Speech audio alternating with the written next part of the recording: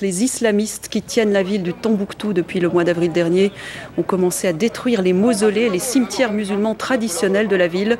Ils ont promis de raser entièrement ces lieux historiquement sacrés, des lieux qui d'après eux ne sont pas conformes à l'islam. Cette destruction rappelle celle en Afghanistan des Bouddhas de Bamiyan par les talibans. La destruction de mausolées à Tombouctou au Mali. La ville est en ce moment sous contrôle des islamistes. Tombouctou, inscrite d'ailleurs il y a 2 jours sur la liste du patrimoine mondial en péril. Sophie Pia. Les trésors de Tombouctou saccagés par les islamistes. Les membres d'Ansar Dine, qui contrôlent la cité des 333 saints, ont détruit samedi 3 mausolées au moins, dont celui de Sidi Mahmoud, déjà endommagé début mai. L'un des porte-parole d'Ansar Dine a précisé à l'agence France-Presse que tous les mausolées de Tombouctou seraient détruits dans la journée. Des monuments avaient déjà été pris pour cible, suscitant l'inquiétude de la communauté internationale. J'ai cassé le monument d'Al-Farouk, de mes propres mains, parce que les habitants nous ont dit que c'était le génie protecteur de la ville.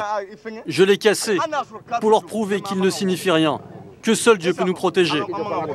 Ansar Dine semble avoir réagi à la décision de l'UNESCO jeudi de placer Tombouctou sur la liste du patrimoine mondial en péril. Le tombeau des Askia de la ville de Gao était également entré sur cette liste. L'UNESCO parle d'une nouvelle tragique. Parmi les premiers à réagir, le recteur de la Grande Mosquée de Paris estime que ce geste risque de choquer la très grande majorité des musulmans de la région. Quelques heures avant le début de cette destruction massive, la ministre de la Culture malienne tentait encore de défendre le patrimoine de son pays. Ce sont nos ancêtres qui nous ont laissés, qui nous ont légué ces biens-là. Le cri que j'ai, c'est de montrer aux générations futures l'importance d'un bien culturel, de garder la mémoire du pays. Tombouctou, surnommée la perle du désert, abrite 16 mausolées inscrits au patrimoine mondial de l'UNESCO. Parmi ces autres trésors, plus fragiles encore, des dizaines de milliers de manuscrits, dont certains remontent à l'ère pré-islamique. On voit arriver le Croissant Rouge du Qatar sur place.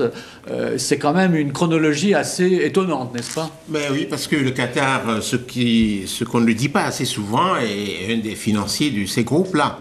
Le Qatar a plusieurs visages. Il y a le Qatar qu'on connaît avec son chef qui distribue l'argent, qui intervient, qui prend des actions dans les groupes en Occident, qui rachète les clubs de football. Les clubs de foot, il rachète même les clubs de football. Mais il y a l'autre aspect, c'est qu'il finance le terrorisme. Il finance même des groupes salafistes. Il finance le terrorisme. Au-delà des groupes salafistes, il finance le terrorisme.